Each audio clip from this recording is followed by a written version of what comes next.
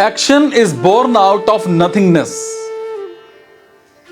Somebody asked me, Sir, there is one question on the action that has been playing on my mind since you sent me the mail about the desireless actions. You said, when there is no self, there is purity in being, and hence the desireless action takes place. By this, do you mean actions harmonious to the universe? So the truth?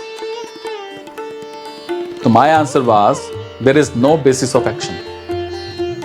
If there is a basis, it is an activity. But is a basis. If it has a base, it has an origination.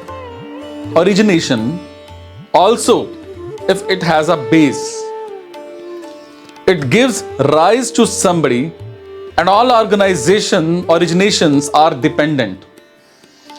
There is nothing that originates and is yet independent.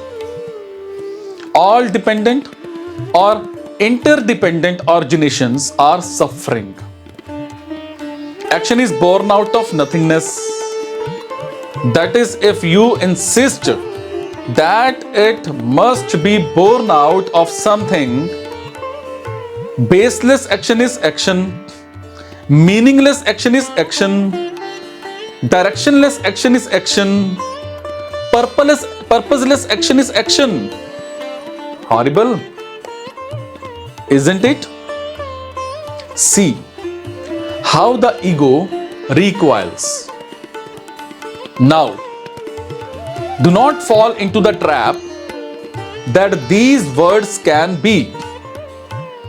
Do not think that action is utter mindlessness, or that action takes place in absence of thought. If self is all, and all is but the image of self, the mind too is self. No need to shrink away from it. Action does involve the mind as well. Action does have a base. Action does have a meaning. Action has a direction and a purpose as well. Just figure out. Based on my interactions on various e-media,